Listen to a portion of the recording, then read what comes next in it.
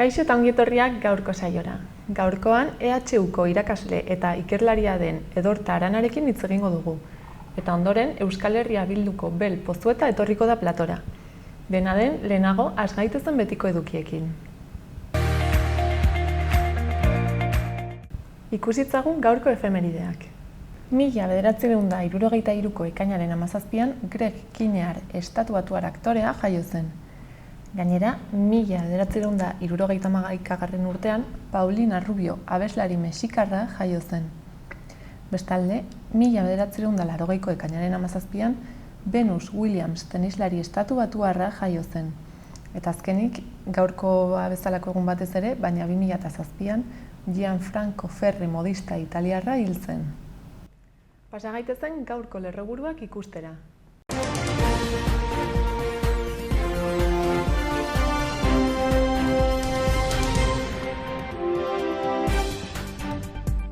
Nafarroak 46 koronavirus kasu berria atzeman zituen atzo, Ermita-Gaina auzoa eta Irurita herrian atzeman dira 5 eta 3 kasu hurren ez hurren. Nafarroak ordutegiak eta aforoak zabalduko ditu malgutasuna mailakatu eta ordenatuaren prozesuaren barruan. Nafarroak 12 milioi euro bideratuko ditu nekazaritzako ustiategietan inbertsioak egiteko. Lurralde kohesiorako departamentoko 26 milioi euro inbertituko ditu 121 A errepidearen 4. zatiko obretan Oronoz Mugaireren eta Harri-Gazteluko tunelaren hegoaldeko ahoaren artean. Iruñeko udalak ibilgailu elektrikoendako 34 kargagune berri abian jarri ditu aste honetan hiri osoan zehar. Edizondoko Zarretxeko langilek 8. greba egunean enpresa batzordeak prentsaurrekoa eman du. Bertan grebaren balorazioa, negoziazioen egoera eta hurrengo urratsen berri eman dute. 140.000 persona ingurukun Bertizko Parke Naturala bisitatu dute 2019 eta 2020an. Lio azken sustraia kontzertua eskainiko dute larunbatean eguerdiko 12:30 Zentral Aretoan.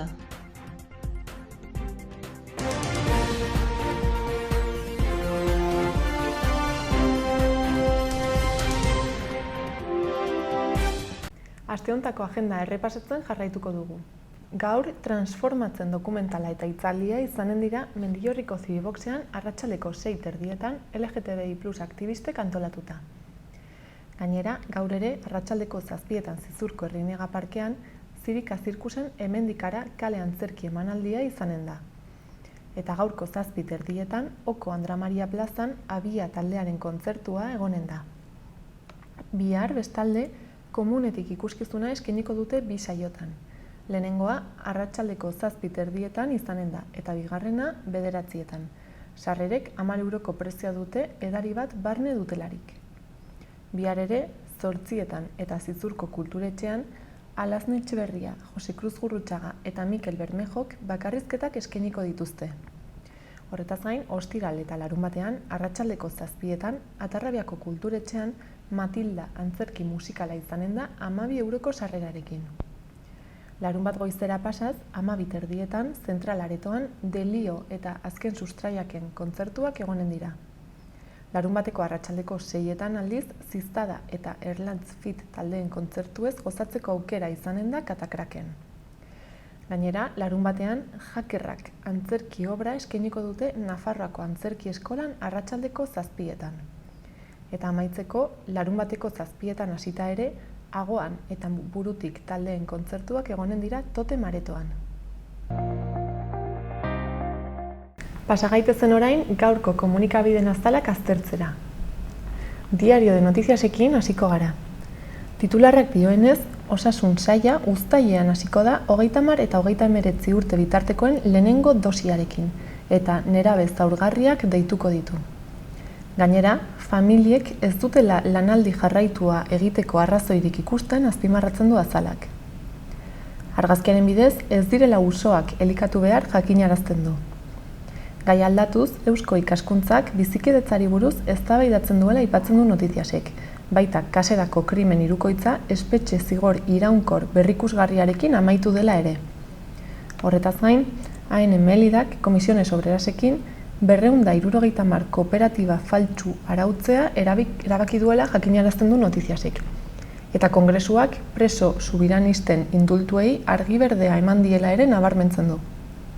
Bestalde, Idiazabal izendapenak kanpaina erreleboarekin hasi duela jasotzen du. Gainera, Noain 1521 liburuari ere tartea eskaintzen dio, eta azkenik Taxoareko aurre denboraldia uztailaren 8an hasiko dela jakinarazten du. Diario de Navarrarekin jarraituko dugu. Titularra Nafarroak aforoak eta ordutegiak zabaltzen dituela da, bihartik aurrera ostalaritzan eta ospakizunetan. Argazkia Azpiliko eta futbolariari eskaintzen dio.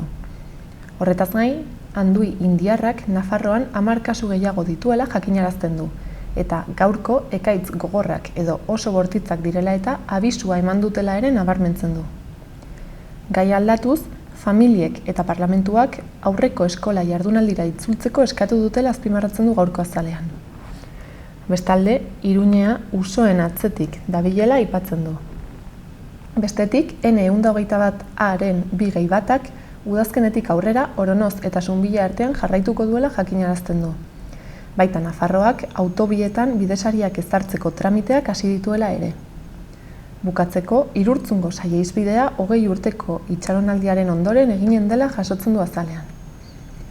Gararen azala aztertzera pasako gara orain. Titularra gaurtik aurrera Ipar Euskal Herrian maskara gabe ibili ahal izango dela da. Bestalde, Ela Ertzaintzak poliziaren karga neurrigabeak kritikatu dituela aipatzen du azalak. Eta 39 urte geroago, Murueta Goienak bere kasuan nork kontatu aurkitu duela ere jasotzen du. Argazkiaren bidez, Bidenek eta Putinek tonua beheratu dutela nabarmentzen du, gaitzespenak alde batera utzi gabe. Horretaz gain, Moncloak elektrizitatearen igoera geldiarazteko bide fiskaletik jo duela azpimarratzen du. Eta amaitzeko, kiroletan artolari eskaintzen dio tartea gaurko garak. Berriaren azalarekin jarraituko dugu. Titularrak dioenez, Frantziako Konstituzio Kontseiluak ontzat jo du murgiltzea zehaskan. Argazkian, Putin eta Biden ageri dira. Horretaz gain, Parisko zigor auzitegiko prokuradoreak Urrutiko etxearentzat 5 urteko kartzela zigorra eskatu duela jakinarazten du. Eta azkenik, Ipar Euskal Herrian, gaurtik ez dela kanpoaldean maskararik jarri beharko azpimarratzen du. Euskal Herria irratiarekin bukatuko dugu. Albiste nagusia, COVID-19agatik ospitaleratuen kopurua duela hilabetekoaren herena dela da. Eta horretaz gain, udalak Duguna dantza taldearekin kontratua berritu duela ere jakinarazten du komunikabide honek orrialde nagusian.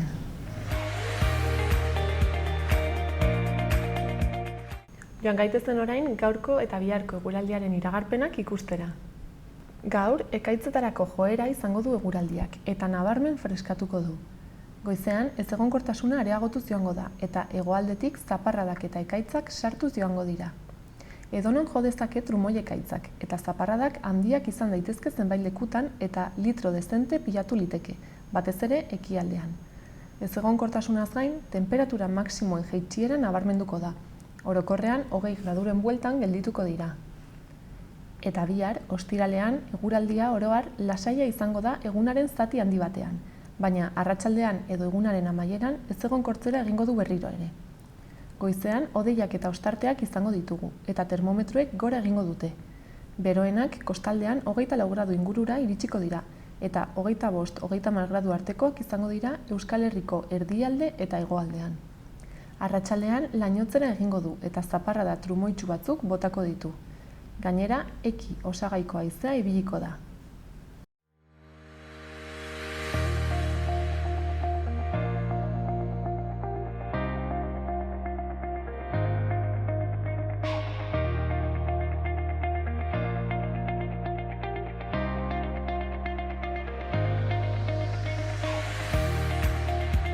Kaixo, Edurta, zer moduz?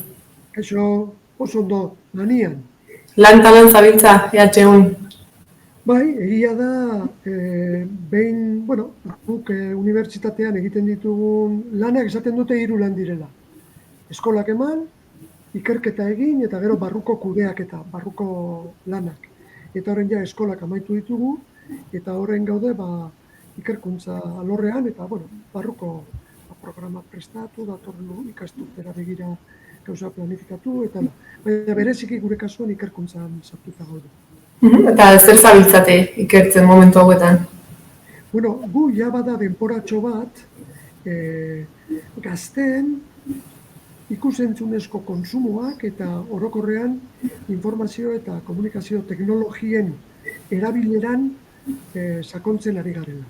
Alegia, 11 eta 23 urte bitarteko adintarte garrantzitsu horretan sakontzen ari gara, ze aparatu, ze dispositibo erabiltzen dituzten, zertarako, zer ikusteko, eta orokorrean zenbat denbora, nun ikusi, eta hori dena ikertzen ari gara. Eta ikertzen ari gara, esan du lehen adintarte garrantzitsu horretan, bi zatitan.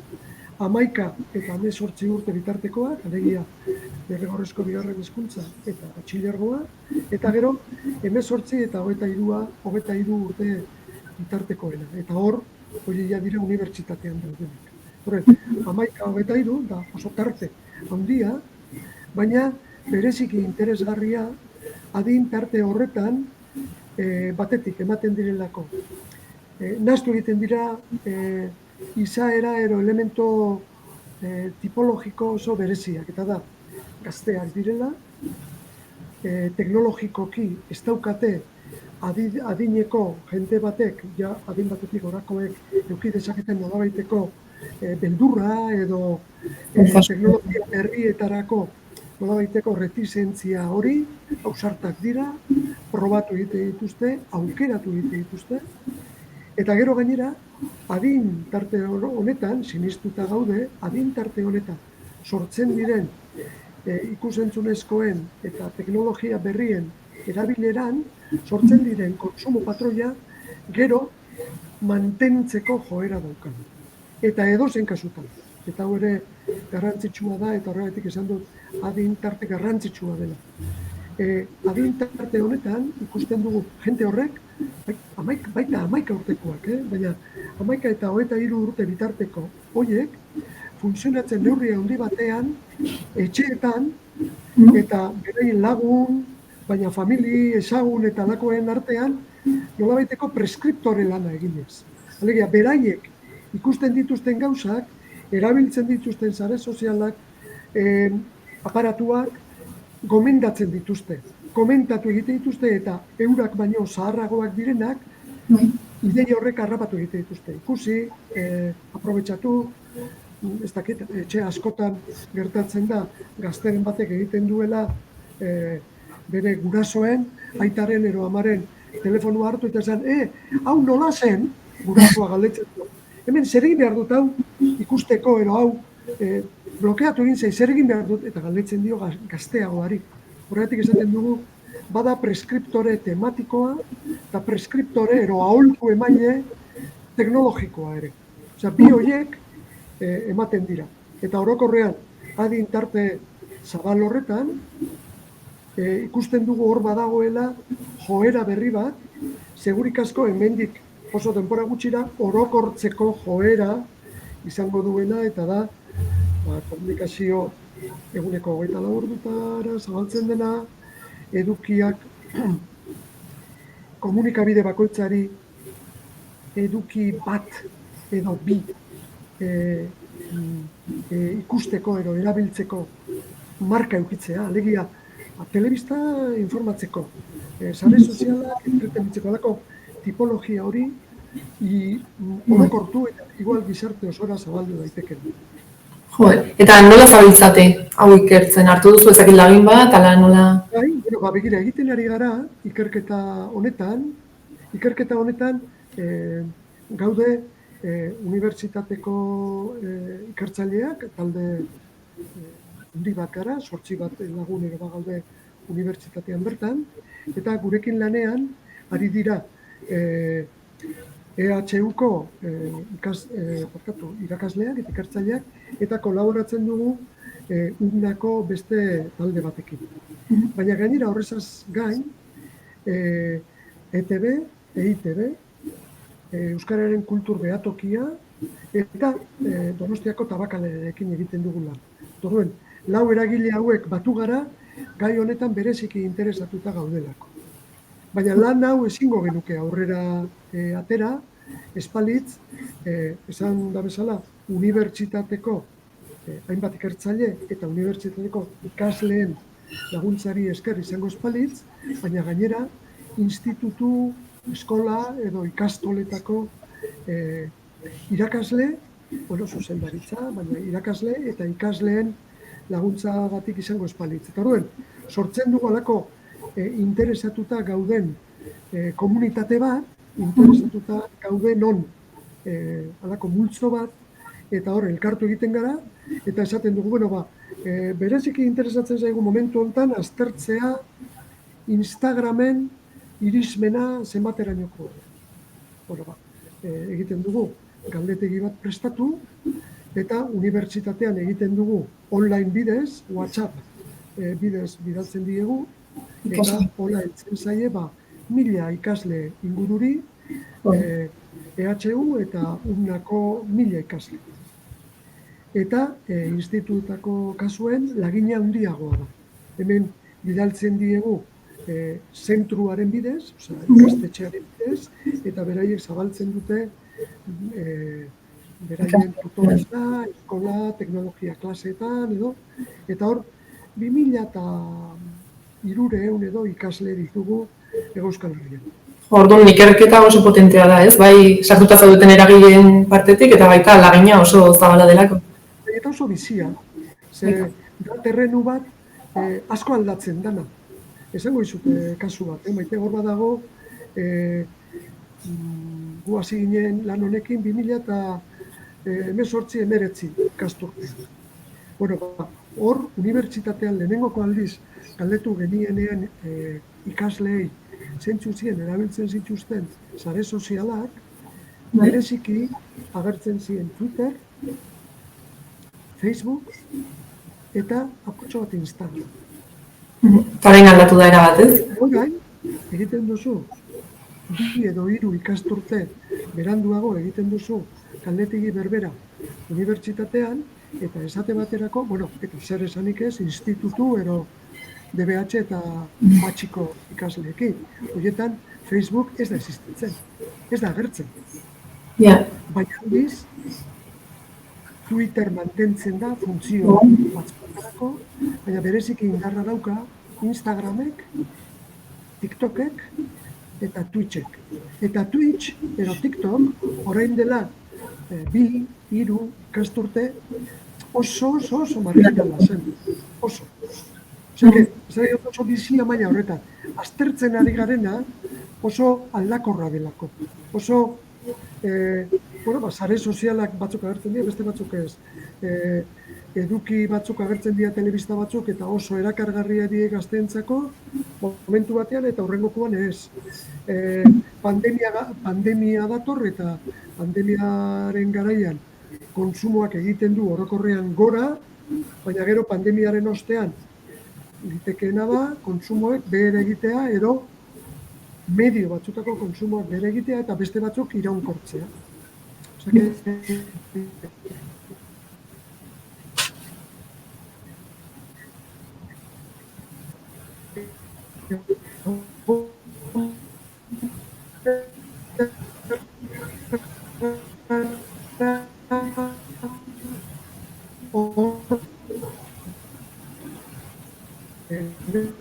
Aldakora horrek bizia egiten nuen. Haitxen moztu da, justo. Momentu txobaten moztu da, ez dakit. Bai. A ber, orain mintzaude, bale. A ber, hitz egin. Bai. Bale. Ni momentu baten hor, ez dakit aurreko amaitzen ari nintzela, edo ja amaitu eta gero, moztu gindan. Amaitzen ari zinelarik. Bai. Agian errepikatu badezakeztu pixkat mu. Biziarena? Bai. Bizia da ikerketa berez oso aldakorra delako. Denbora gutxian aldatu egiten delako, zirkustantzia pandemiarenak edo modak edo sare sozialen nolabaiteko sozializazio bat ematen delako, asko aldatzen dela oso denbora gutxian. Eta hain... Eta hain aldakorra izan da, gero ondorioak atera daitezke halako ikerketa batetatik. Ze agian ez, ondorioztatzen duzu zerbait, baina hori egiten duzunerako ja berriro aldatu dira joerak. Bai, baina badaude, egia da, baina badaude iraunkorragoak diren joera batzuk.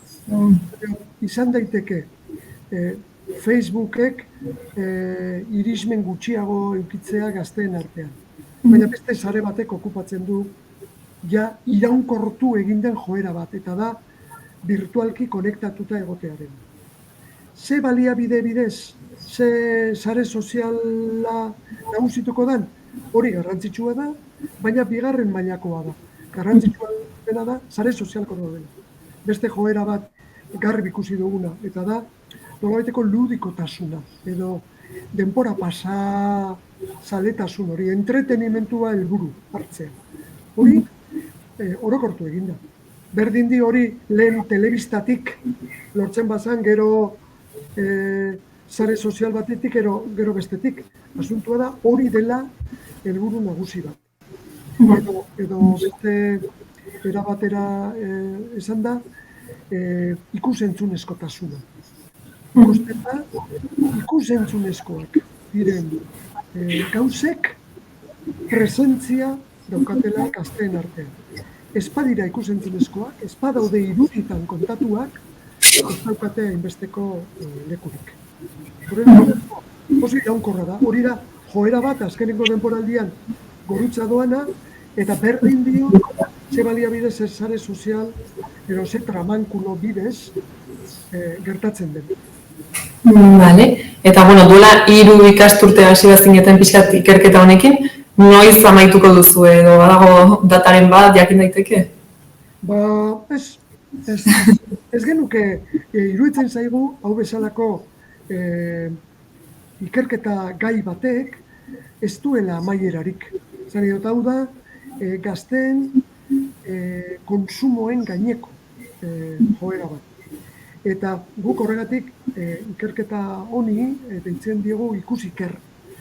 Ikusentzunezkoen gaineko ikerketa, ikusiker.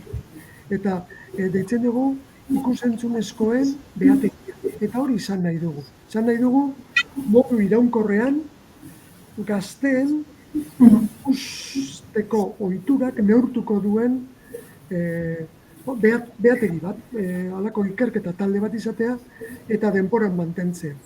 Gu bezala interesatuta daude, orain arte partaide izan ditugunak, eta beste eragile batzuk, eta esperantza daukagu aurrera egitea bide honekin modu iraunkorrean. Eta aldela, era zabaltzea ez bakarrik azterketa mugatzeko ikasleen edo 11 baizik eta gizarte osora zabaltzea. Politzaiguke gazteagoek, baina baita ere zaharragoek euskaten kontsumo joera horiek neurtzea, aztertzea. Eta, pixkat honekin lotuta ere ez, udako ikastaro bat sortu duzue, ekainaren 29 eta 30erako ez, eta, konta eguzu pixkat zer egingo den ikastaro horretan. Bai, begira, ikastaro hori pentsatu dugu oso abiapuntu praktikotik. Eta da, guk zeri buruz jakineko genuke gehiago. Ze gauza daude momentu honetan aldaketa puntu horretan. Nun daude audientzia neurtzeko bidean, nun daude gako diren elementuak. Digitalizazioa, informazio guztia toki batean biltzea, azkarra izatea, jendeari lanik ez ematea inkestak erantzuten edo lan zailak hartzen, modu errez bateratuan eta azkarrean nola izango diran etorkizuneko ikerkuntzak. Eta horri buruzkoa prestatu dugu eta izango da hori Donostian, ekainaren 29an eta 30ean udako ikastaroetan eta tabakaleraren parte hartzearekin. Ze ekitaldi batzuk dira nolabait klase gehiago, hor tekniko batzuk eta etorri dira, adituak eta oso jente jakintzua, eta gero arratsaldetan beste formato batean, formato irekiagoa batean, edukiko ditugu edo mahai inguruak eztabaidarako adituak eztabaidan jarri, eta gero elkarrizketa bat, plataforma digitalenetan ematen den kontsumoari buruz asko dakien Elena Neira katalanarekin. Eta horren, goizetan dira klaseak, nolabait esan da, baina klaseak Kantar Media, IMC, CIES, Comscore... Datuak jasotzen dituzten entitatea. Lehenengoko egunean gehiago da gazteleraz, eta bigarren egunean euskaraz. Bigarrenean, aipatuko ditugu Euskal Herrian egiten diren ikerketa desberdinetan. Bale, eta dena den online ere aukera dago, ez? Bai, badago bai. Egin daiteke, ero presentzialki Donostira joan da, edo bestela online. Hori, udako ikastaroetara, jota, hori, idazten da UIK. Udako ikastaroak, uik.eus. Vale. Eta hor posibilitazu ikustea, hori, ekainero eta azkenengo bi egunetan, apuntatu zaitezke eta etxetik jarraitu nahi izan ezkero. Eta pixkat nori dago zuzendua, ikusentzunezkoetan eta audientzien kontuetan interesa duen pertsonei? Bai, baina, begira, ze jende dagoen matrikulatuta dagoeneko, Ja, kopurua nahiko beteta daukagu, Bai, gelditzen dira lekuren batzuk, baina begira, etorriko dira. Ikerkuntzan adituak direnak, CIESeko jentea, EITB-koa, erakundeetakoak, unibertsitateko irakasleak, Nafarroko Unibertsitatekoak, UNAkoak, EHUkoak, etorriko dira medioetan lanean ari direnak, audientzi datuak erabiltzen dituztenak eta ondo interpretatzen eta ikerkuntzan ze joera egongo diren jakin nahi dutenak, ikasleak igual komunikazioa, kazetaritza, edo ikasten ari direnak, eta jende arrunta. Jende arrunta, besteak ere arrunta dira, baina hane dute matrikulatuta daude, ez dakit asteazuko bat, eta Martzillako Margaritak etortzea nahi baldin badu, ongi etorri izan. Orduan ez da nolabaiteko jakintzarik izan behar lehenagotik? Ez. Egia da, mundu honetan, adi egotearena, mundu honetan ematen diren aldaketak jarraitu nahi dituen pertsona izatea oso importantea da. Eta orduan, lehendik ezagutza baldin badukazu, hortik aurrerakoa dena izango da informazio gehigarri eta gaurkotua eskuratzea. Utzetik hasita bada igual berria, ezta? Igual asko ikastekoa. Baina informazio gehiegi, baina lehendik interesa eta keska eta baldin badukazu, ikusot aukera polita izango dela. Gu antolatzailea gara. Izango espagina joango gineke. Oso, enabile egiten propaganda merkea, izan nahian, etorriko direlako asko dakiten personak, eta aukera bat, izango, esperantza hori daukagu, izango dela aukera bat ikasteko, datua, formakuntza saio bat izatea. Eta gero hori nola aplikatu daiteke? Bueno, adituek edo horretan lan egiten dutenek argi dago, ez? Baina agian pertsona arrunt bati horrek zer aldio eskaini? Begira, oso galdera interesgarria da, egiten duzun hori. Bakizu zergatik, gaur egun adituak diren pertsona horiek, edo aipatu ditudanak, ezta? CIESeko arduraduna, IMC-koa, Comscorekoa, Kantar Mediakoa, Beatokikoa, Euskarazko komunikaren behategikoa, ikusik gure ikerketakoa. Hori denek, bakoitzak, dauka bere munduko, pero bere alorreko informazioa. Oso sakona, oso interesgarria, baina bere alorreko. Ez dauka harreman askorik besteekin. Eta orduen, nola gero eta gehiago ikerkuntzak egingo duen bateratzera, informaziotena biltzera, hauek elkartu egin behar dira. Bakoitza zertan ari dan, jakin behar du. Informazioa trukatu egin behar du. Trukak eta horretatik aterako dira gauza berriak. Gaur egun, audientzi ikerkuntzaren inguruan egiten dena sakontzen baino, oso asko landu den terreno bada.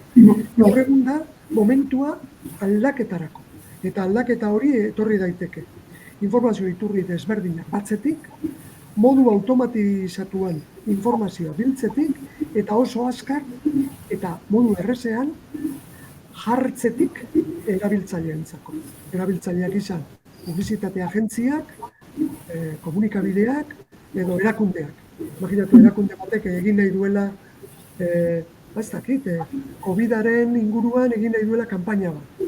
Nafarroako gobernuak osasun sailak egin nahi duela hemendik aurrerako prozeduraren gaineko kanpaina bat. Bueno, kanpaina hori planifikatzerakoan oso kontuan hartu behar du, zeintzu diren gazte eta ez hain gazteen konsumo eta komunikabide eta tresna elektronikoen erabilera. Hori espadaki, nola egingo du kanpaina egoki du. Orduan, kanpaina egokia zein den jakiteko, jakin behar du ze baliabide erabili. Eta baliabide ez bakarrik, baina baliabide egokienak definitzerakoan, jente gehiagorengana eta modu errezean helduko dela zein den jakitea oso garrantzitsua da. Orduan oso aukera ona ez, ikastaro gauze aditu desberdin hauek batzea ez da erresa izango. Ni boligrafo eta papela egin joango naiz apuntatzen, ideia eta berrikuntzak eta gehiago jakitera, ikastera. Bueno, ez dakitez, ja agian amaitzeko, zerbait garrantzitsua faltatu izan den, aipatzeko, guztionen inguruan, bai zuen ikerketaren aldetik ala ikastaro honen inguruan, ala besterik gabez, zer azpimarratuko zenukeen? Begira, azpan, amaitzeko, gustatuko litzaidak esatea, gazteak, eta guk gaztea, 11-23, oso tarte zabal hartzen dugu, oso umetxoak direnak oraindik 11-12 urtekoak, baina gero ja unibertsitatea amaitzeko dauden, hoien arteko tarte horretan daudenak, ikusten dugu oso aktiboak direla. Gauza asko konsumitzen dituztela. Ikus-entzunezko kultura handia daukatela. Teknologia berrietara irekia daudela. Badaudela gauza, eduki, planteamendu berrietara irekita. Eta hori oso importantea du. Ez da jente bat nolabait esan da, pantalla batera begira tontotu egiten dena. Ez da jente bat bilatu egiten duena. Eta orduan hori jakinik, nik uste begiratu behar ditugu beste begirada batekin. Eta da, hor badago jente bat aktiboa, sortu egiten ditunak edukiak, partekatu egiten dituztenak, horietan, zergatik ez erabili eurak edukiak sortzeko, zabaltzeko, balore batzuk gizartean edatzeko, euskara edatzeko, balore sozial elkartasunean, integrazioan, genero berdintasunean, horretan zabaltzeko zergatik ez erabili eurak. Eurak dira benetan oso aktiboak direnak. Oso elementu potentzial ikaragarria daukaten elementuak dira. Aliatuak izan behar dira ez begiratu objektu apur bat etnofilia gaixoa daukatena, baizik eta potentzialidade handiko pertsonak izanik. Aurre iritzi horiekin ez pixkat apurtzea ere. Hori da. Ongi iruditzen bazaizu agian utziko dugu besterik gabe hemen. Oso ondo. Oso interesgarria izan da, edorta eta, norbaitek interesa badu ez, ikastaroan eman dezala izena, hortxe aukera. Hori da, eta gainera, ikastaroa etorri edo ez, informazio gehiago nahi baldin badugu webgune bat informazio askorekin, ikusiker.eus elbidera jo, Googleen ikusiker bakarrik sartuta, orain berrizten ari garatek, itxuraldetik berrikuntza bat emango diogu irailetik aurrera, baina gaur egun ere txosten interesgarriak dauzka. Baldin bada irakaslea, guraso, komunikabideen eraginean interesatuta, hezitzailea, denbora pasako teknikaria, euskera teknikaria, orokorrean, gizartean ematen diren joera berrietan interesa baldin badu, nik uste informazio interesgarria eskuratzen. Primeran. Mila esker orduan edorta. Ondo ba. Egonen gara beste batean. Agur. Agur.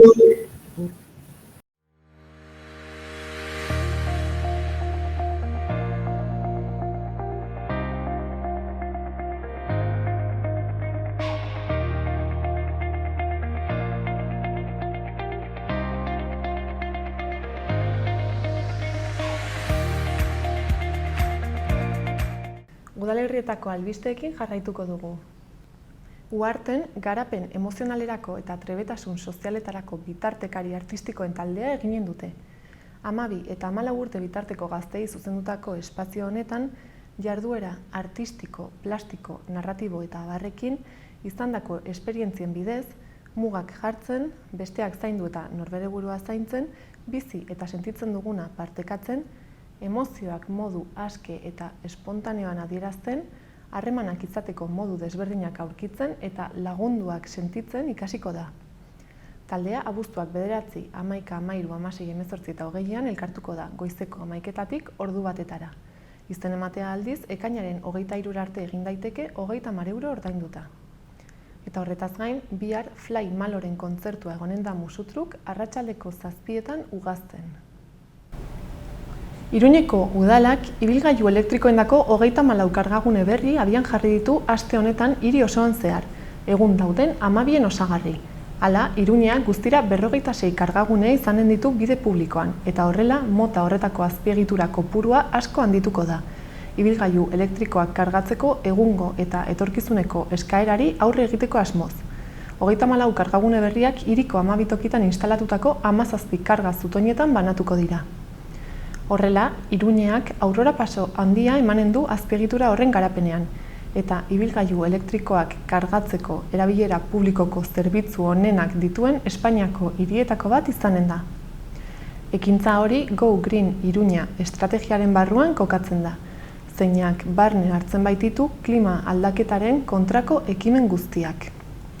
34 kargagune berriak hiri osoan zehar banatutako 12 puntutan edo kargagunetan kokatuko dira. Guztira, 12 kargagune horietan karga azkarreko 6 zutoin daude eta 11 karga erdi azkarrekoak. Karga azkarreko kargagune berriak hiriko bide lotunerik garrantzitsueneriko gertutasuna kontuan hartuta aukeratu da. Iruñean zehar ibiltzen diren zein bertatik pasatzen diren ibilgailu elektrikoei zerbitzua emateko xedez. Kargagune erdi azkarrak aldiz biztanle dentsitate handiko bizitegi eremuetan daude, eta establezimendu edo jarduera dentsitate handiko eremuetan, beraz, zerbitzua emanen diete auzotarren ibilgailu elektrikoei edo horra aisi tokietara, erosketetara edo lanera doazenei. Kargaguneak osatuta daude espaloian edo aparkatzeko tokietatik gertu dauden espazioetan jarritako karga zutoinekin eta zutoin bakoitzeko baterian aparkatzeko 2 tokirekin, non karga elektrikoa eginen duten ibilgailuek aparkatuko baitute. Leku horiek behar bezala seinaleztatu dira irudi grafiko berri batekin, vertikalean zein horizontalean, argi eta garbi identifikatu daitezen. Sistema berri honetan, karga elektrikoa egiteko ezarri diren prezioek bermatuko dute ibilgailu elektrikoa duten guztiek zerbitzua erabili ahal izatea. Tarifak 20 eta 44 zentimo kilowatt orduko bitartekoak izanen dira, kontsumitzailearen profilaren arabera, eta kopuru horiek apur bat murriztuko dira karga gauez egiten bada. Gutxieneko karga 2 euro eta erdi eta 3 euro artekoa izanen da. Sisteman alta ematea naiz kargen kontratazioa eta ordainketa enpresa emakidadunak erabiltzaileen eskura jarri duen aplikazio baten bidez eginen dira.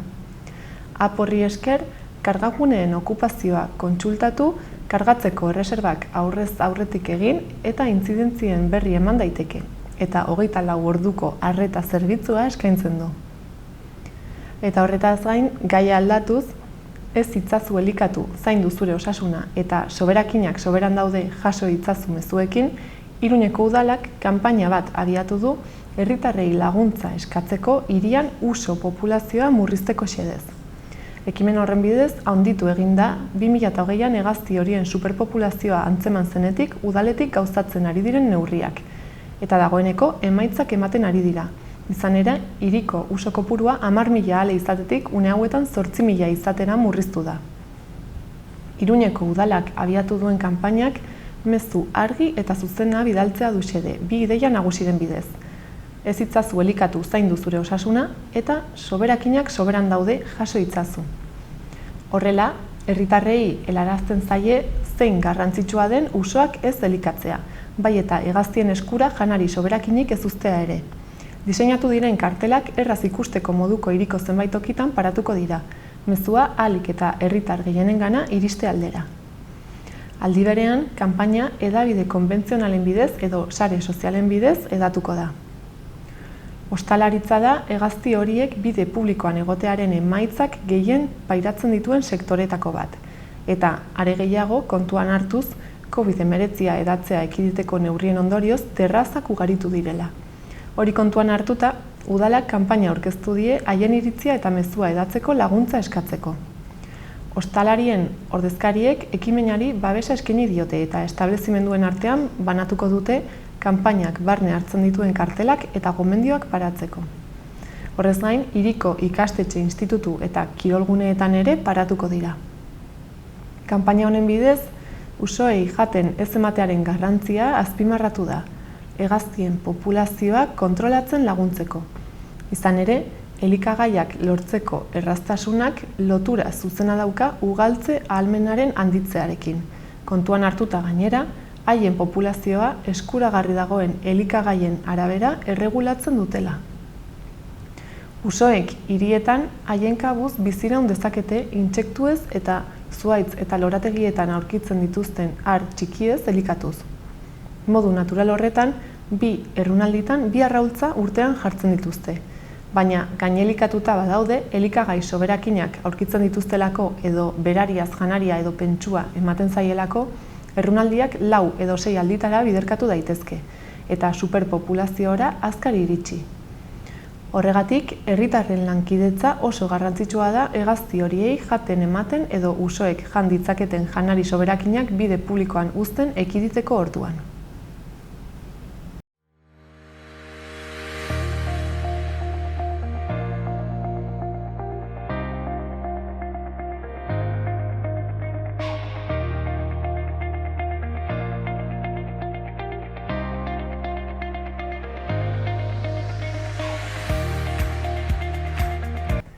Orain, Euskal Herria Bilduko Bel Pozueta dugu gurekin, platoan. Kaixo, Bel. Kaixo. Zer moduz?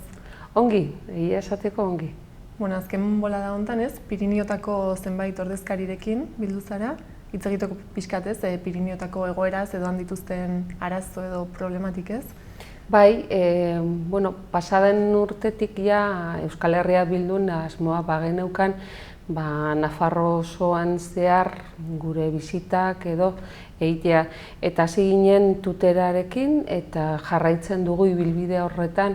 Eta ikusten genuen Pirineoan bazegoela behar bat, bazegoen baita ere kezka handi batzuk, eta orduan erabaki genuen hori Pirineo aldera jutea entzutera, eta entzun genunarekin saiatzeko gauzak aldatzen edo laguntzen. Eta zer izan zen, entzun zenutena? Egia esateko asko, gauza asko, eta agian ia 3 ordu egon ginen, eta motz geratu zitzaigun. Beste konpromisoak geneuzkalako Iruñan utzi genuen, baina benetan pendiente geratu da jarraitzeko horrekin. Eta gai oso desberdinak, lehenengoan hor dagoen egoera. Badago egoera latza, egia da ekonomikoki bizitzeko eta lana izateko zailtasun handia dago, bai gizonentzat eta are gehiago emakumeentzat. Alde batetik hori, gero bestaldetik zaharkitze prozesua ere handia da eta nola erantzun errealitate horri, ze aukeran orain dago Pirinetako jende asko bukatzen da Iruñako egoitzetan eta hori ez da bidea. Saiatu behar da han mantendu bai bizitza duinarekin eta zaintza behar duten zaintzarekin, baina beraien etxeetan, eta hori ere saiatu behar da egiten. Gero beste gai bat hor pilpilean zegoela eta oraindik jarraitzen duena da hezkuntzarena. Hor Pirineo aldean, batxillerren egoera bai bukatzen dute hango institutuetan, baina gero batxilergoa ikasteko Iruñara etorri behar dira. Eta, bueno, egun hauetan entzun dugu Nafar gobernuak ze erantzuna ematen diete edo ze aukera. Orduan, argi ikusten dute behar dutela beraientzat instituto bat, kokapena ziur oraindik ez dakite, baina, bueno, eztabaidan dago segurazki agoitzen egiteko. Eta emakumearen errealitatea ere zein den, ikusten zen lan aldetik oso kokatuta zegoela lan feminizatuetan, zaintzan, hori da. Han badago, adibidez, erron badago pertsonak behar dutenentzat egoitza bat, eta, hango langileek lan prekarioa daukaten, egoera oso prekarioa, eta duintasunez hartu behar dela baita ere emakumeen lanak. Jakinda zaintza ez dela emakumeen lana. Gaur egun emakumeok egiten dugu edo kokatzen dugu askotan arlo horretan, baina zaintza dagokiola hor bizitzen ari garen guztiei.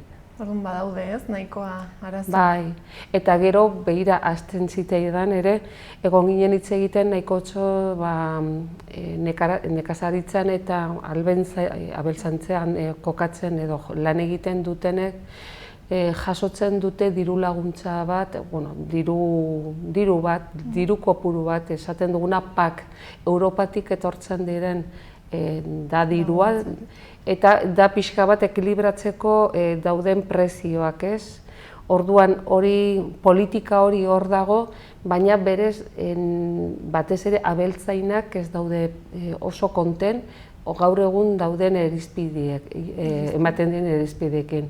Ikusten da, gaur egun dagoen egoerarekin ematen den joku ez oso argiak eta horrekin pixka bat jolasten dela, ez? Eta orain ez zait ateratzen, baina badagoela modu bat ez dela ona esateagatik. Eta eskatu ziguten uztailan berriro Espainiako gobernuak Europarekin zehaztuko ditu urrengo urtetarako edo urrengorako irizpide berriak, eta bai eskatu ziguten hori saiatzea aldatzen edo beste irizpide batzuk bultzatzen. Eta horri buruz ere hitz egin genuen. Eta suposatzen dute ez da inbeste arazorekin eta agian pixkat abandonatuta sentituko direla Pirinioetako herritarrak. Bai. Abandono hitza nik uste dut baietz, eta horregatik ere guk Espainiako presupuestoetan edo aurre kontuetan lortu genuen sartzea emendakin bat nun kontemplatzen zen 3.000 euro, 3.000 milioi euro, ez 3.000 milioi euro barkatu, zenbakiekin 3 milioi euro. Bideratzeko Pirinioetara? Bai, hor bultzatzeko ekonomikoki eta saiatzeko bide berriak lortzen bultzada ekonomikoa eta garapena bultzatzeko. Eta diruarekin egora konpondu daiteke ala izango zen nolabait agian partxe bat bezala? Nik uste dut diruarekin bultzatu daitezke gauzak egiten, eta hori da saiatuko dena. Alde batetik bideratzea arlo berriak, eta adibidez ere komentatu dudana, landu genituen horren beste gauzak, orain berriro etortzen zait beste gai bat, eta da komunikazioarenak. Gaur egun telematikoki eta digitalizazioaren gaia bor dago eta da behar bat, eta horrek ematen du aukera baitarelan egiteko. Orduan ikusten zen horrei bultzada eman behar zaiola baita ere Pirineoetan eta bermatu behar dela konektibitatea. Konektibitateen bitartez landu edo zabaldu daitezke bide berriak ekonomikoki ere bultzada bat emateko. Eta diru laguntza horien bitartez sor daitezke gaur egun hitza euskaraz ez zait ateratzen, baina biberoak esaten direnak, lekuak nun profesio berriak eta proiektu berriak sortzen diren. Eta hori da hain zuzen Pirineoetan saiatu behar dena eta bultzatu behar dena. Aukerak eta proposamen garbiak badaude, ez? Bai, beharrak zeintzuk diren argi dauzkate, nundik bideratu behar den baita, baina orain behar da laguntza. Bai. Hori burutzeko, ez? Bai, hori da. Bueno, eta aipatu duzu, ez, batxilergoaren arazoa dagoela, gero emakumeen, ez, eta lanaren arteko arazo hori ere, eta imaginatzen dut, gazteen artean ere arazo hori egongo dela. Bai, gazteena nik uste du transversala dela, ez? Transversala dela, ze azken finean alde batetik digitalizazioa eta bide berriak, bestaldetik ikasketak, bestaldetik bultzatzea adibidez abeltzantzan sortzen norbaitek erabakitzen badu jartzea bere hartaldea edo beste animalik, baina Europatik etortzen diren diru laguntzak nahikoak ez badira edo berari ez badiete ematen beste norbaiti ematen diotelako, azkenean oztopoa da ere.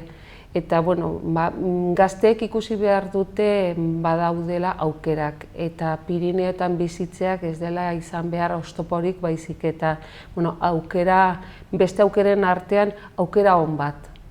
Dena den, badirudi ez urteetan zehar saiatu dela nolabait ez, geroz eta jende hori Iruñara mugitzen ze ez zaila aukeran dirik eman. Bai, despopulazioaren edo inguruan asko hitz egiten da, baina gero benetan politikak kontrarioak egiten dira. Adibidez, gaur egun, Pirineoetatik etortzen diren gazteak, ikastera etortzen diren gazteak, behartzen bazaie, hemen ematera beraien izena bizitzeko, ez?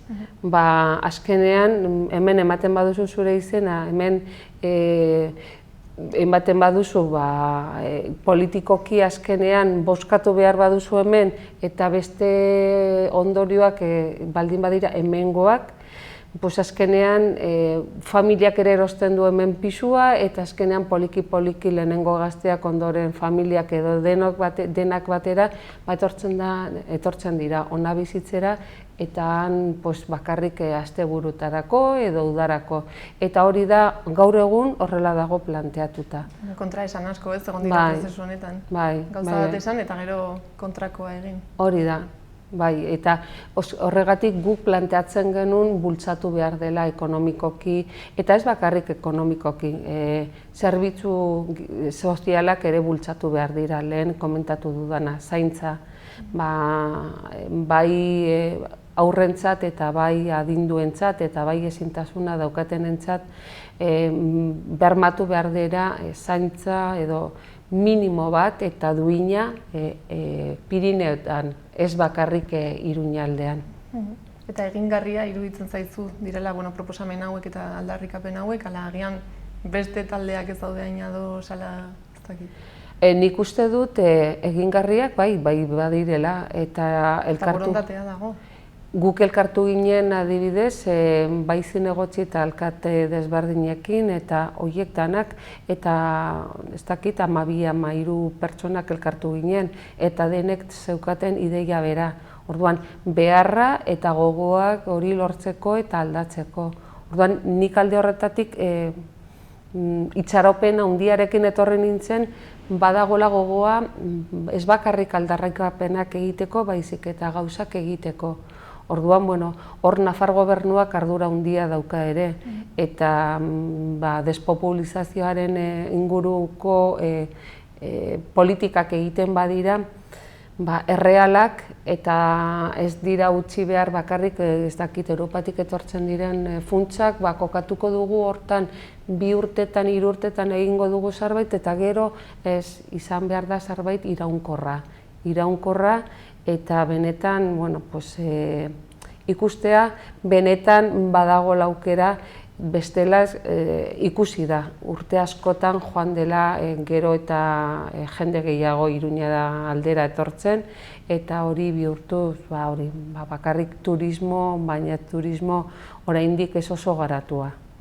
Eta hori ez da, garrantzitsua da, ez? Mantentzea Pirineoak bizirik eta bertan lan eta bizi ahal izatea. Bai, izan genuen bileran pertsona batek esaten zuen, konturatu behar gara Pirineoetatik, Pirineon gaudenok eta Pirineo berak ematen duen, Nafarroari ematen dio gauza oso garrantzitsua da. Eta da ura, eta da energia, eta da egurra. eta da baitare esnea, haragia, dira gauzak gure bizitzan oso garrantzitsuak, baina ez ditugula horren beste baloratzen eta pentsatzen dugu datorrela ez dakin nondik. Orduan, konpentsazio bat ere egon behar da. Ura garraiatzen eta eramaten bada sortzeko bizitza eta sortzeko baita ere ekonomikoki suspertzeko beste lekuak, ur hori Pirinioetatik dator. Orduan ikusi behar da. Argindarra ere Pirinioetatik etortzen bada, baloratu behar da hori. Eta ez da utzi behar, azken finean da konpentsazio bat, eta oreka territoriala eta oreka Nafarroako oreka orokorra. Eta orain zeintzuk izango dira hurrengo pausoak zure partetik, zuen partetik? Bai, guk adibidez, eta begira beste gai bat eratera zena, eta izan zen gero lotzeko pixkate, Bardetako poligona. Ze guk kokatzen dugu Bardeak Tutera aldean eta inguru horretan, baina ezin dugu ahaztu kongontzalteak direnak, hor badago konbenio bat, eta Zaraitzu eta Erronkaritik dauden hartaldeak mugitzen direla edo garai batean gehiago ziren. Orduan, negua pasatzen zuten Bardetan eta gero Bardetatik igotzen ziren berriro hango baietara. Orduan, kongontzalteak izandak badauzkate baita ere eskubideak eta beraiek ere jasotzen dute Espainiako defensa ministrariek ematen duen dirutza. Orduan, guk esaten dugu Bardetako poligonoari ezetz, eta argi ikusten dugu itxi egin behar dela. Eta bultzatu dugu baita ere ikusten dugu Nafarroako jendarteak erabaki behar du ere ea mantendu nahi duen edo ez, nahiz eta gure ideia izan itxi egin behar dela. Baita ere planteatu genuenean itxi behar zela, aldi berean ikusten genuen, nahiz eta ez lotu, hango zonaldeak eta kongontzalteak direnak, jasotzen dutenak orain urtero 400.000 euro, kongontzalte bakoitzak, diru horrekin lortzen dituzte hainbat proiektuak aurrera eramatea. Orduan, badakigu, izten bada, ez dutela jasoko diru hori.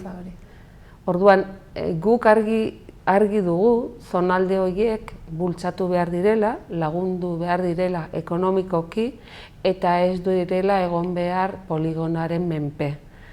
Orduan, argi dugu dana, eta ez dugu esaten laguntzen ez dieten bitartean ez itxi ez. Guk esaten dugu itxi egin behar da, eta aldi berean lagundu behar da.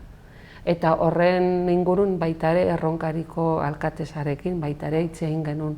Zebera ere gure bileran bazegoen. Eta orduan, alde batetik hori Bardetakoak, bestaldetik bai ikusi genuen ziurtatu eta fiskalizatu behar dugu 3 milioi horiek lortu genituenak estatuko aurrekontuen 3 milioi horiek fiskalizatu egin behar dugu eta bermatu behar dugu bai gastatuko direla, bestela pasa daiteke urtea eta kaboz, orduan horren gainean ja bagaude eta eskatu dugu jakitea zer egingo dugun eta noiz hasiko den gauzak egiten, hori konpromisua, eta bestaldetik baita ere PAK edo diru hori irizpide berri batzuk markatzeko ere gure bultzada emango dugu. Ikusiko dugu elkartzen garen ardura daukatenekin edo bultzatuko dugun ekimeneren bat. Eta horren gainean, beti hor presente. Orduan jarraituko duzu ez, hartu emanean ordezkariekin? Bai, hori izan zen konpromisua. Orduan nik uste dut alde batetik bai egin genuen bilera, jaso genuen dana, informazio guztia eta konpromisoak hartu genituen, eta datorren hemendik 6 hilabetetara, 8 hilabetetara berriro bueltatuko gara ikusteko nola joaten den eta guk baita ere hartutako konpromisoak eramatera hori da, elkartruke hori. Eta gero, aipatu duzu ez, bueno, zabiltzatela Nafarroako zonalde desberdinetatik, Bai. ez, ezagutzen hango egoerak eta. Bai. Orain baduzu beste zonalderen bat, nola antolatzen duzu hori? Bai, orain ikusten dugu, bueno, uda datorrela, orduan, bueno, nik uste dut hilabete honen bukaeran, bai, pixka bat kontuak Nafarroako jendarteari nik ia 2 urte hauetan zer egin dugun, guk zer egin dugun Madrilen eta zein izan den gure eginkizuna, hartu genituen konpromisoak eta nola joan garen gauzak egiten eta ze proiektuak ditugun, orokorrean Euskal Herria Bildun Madrilen eta nik konkretukin Nafarroaren aldetik zer egin dugun. Eta gero ja irailetik aurrera jarraituko dugu ibilbide horrekin. Orduan buruan daukagu Lizarraldea, Nafarroalde horrekin bai bilduko garela, gero mendialdea eta baita ere daukagu Zangoza eta Irunberri zonalde horten Pirineoarekin ere, Goitz, baina bestaldea hori da.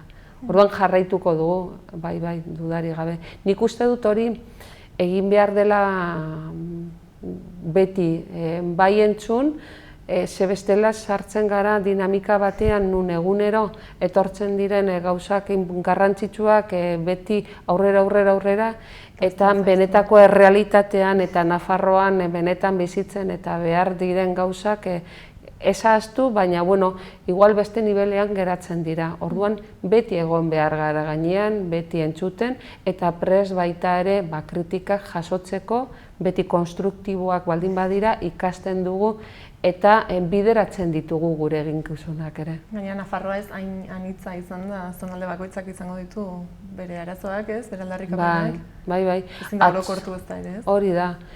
Atzo adibidez, arratsaldean hezkuntza batzordean izan genuen Madrilen, atera zen Lonloeren gauzatzean eta nola joango diren eta ze ondoriok joaten diren izaten. Eta egon ziren punto desberdinan proposizioan, no de ley esaten dena PNL batean, eta hor baitare nik planteatu nun aldarrikapena eta pixka bat baita ere salaketa. Lonloeri guk baietza eman genion, baietza kritiko eman genion. Guk argi dugu gure kurrikulum propioa izan behar dugula, euskal kurrikuluna, eta gure proiektu propio izan behar dugula, argi dugu. Egin genuen baita ere gure salaketa kompetentziala. Hala ere, errealitateak hankak lurrean eukitak, zan genuen, berte legea edo Lonloen aurrerapenekin, saiatuko gara gauzako betzen, naiz eta gurea ez izan. Eta baietze kritiko bat eman genion. Baina orain ikusten dugu gauzatzeko momentuan, hemen Nafarroan, Lonloen esaten zuen segregazioarekin bukatzeko eta hezkuntza inklusiboagoa izateko, saiatu behar direla matrikulazio irizpideak aldatzen. Zer gertatu da? Berriro Pirineotara jotzen dugu. Hartzen zaie, hemen Iruñan izena ematen, hemengo instituto batekin harremanak izateko eta joateko, ja ez diete uzten lehen egiten zutena, ez dakit eunatera joan, edo batxiller artistikoa nahi bazenun alaitzera joan, horrekin bukatu da. Eta adibidez, Tafallako ikasleak batxillergo D ereduan daudenak, han ez daukatela bermatuta, gauza bera lehen etortzen ziren, edo Iturrama institutora eta orain behartzen zaie baitare zehatz batera. Eta hori da Lonloeren ondorioak. Guk horrekin bat ez dugu egiten eta esaten dugu guk hemen Nafarroan eta Hego Euskal Herrian erabaki behar dugu komunitate edukatiboarekin eta bai udalak eta bai gobernuek ere denon artean erabaki behar dugu nola kudeatu eta ze nolako irizpideak jarri. Baina esaten ikasturte honetarako hori aldatzeko, ez? Bai, nik uste dut eta hemen Jimeno badu aukera naiz eta Lonloetik irizpide batzuk etorri, hemengook ikusita ze beharrak ditugun eta ze realitatea daukagun, hemengo realitateari egokitzeko. Orduan horrekin ere mila gauzetan, ez? Bai, beti dago. Beti dago aukerak, bai Nafarroaren gaiak edo bai orokorrean Hego Euskal Herriarenak kokatzeko, bai. Ez dakit ez, ja amaitzeko zerbait gelditu izan den, aipatzeko, ala mezuren bat bidaliko zenukeen. Bai, bukatzeko ere, aste honetan memoriaren legearekin galdera bat egin genuen, eta nik uste dut dela gai bat hemen Nafarroan sensibilitate oso handia dagoela gaiarekiko. Duela hilabete bat sartagudan Euskal Herria Bilduko egin genuen jardunaldi bat oso aberatsa izan zena, pixka bat gaur egun dagoen aurreproiektuari irakurketa kritiko bat egiteko, eta talde memorialisten irizpideak joateko jasotzen guk ere. Eta horrekin ere jarraituko dugu, asmoa dugu irailetik aurrera gure proposamena dauden herri desberdinetan eta interesa daukatenekin partekatzeko.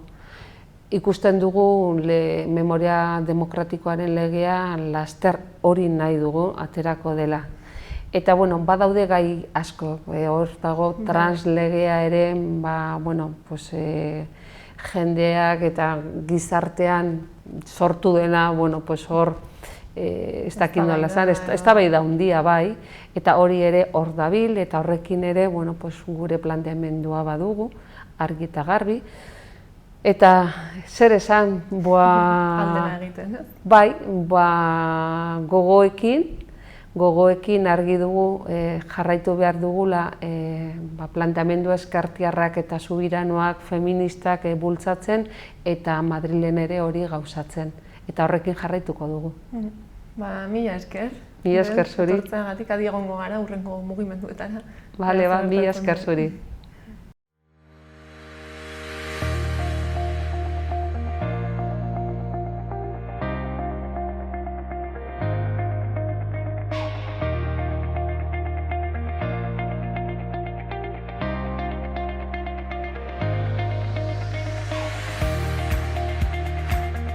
Beno, gaurkoz, hau izan da guztia. Mila esker oregoteagatik eta bihar arte.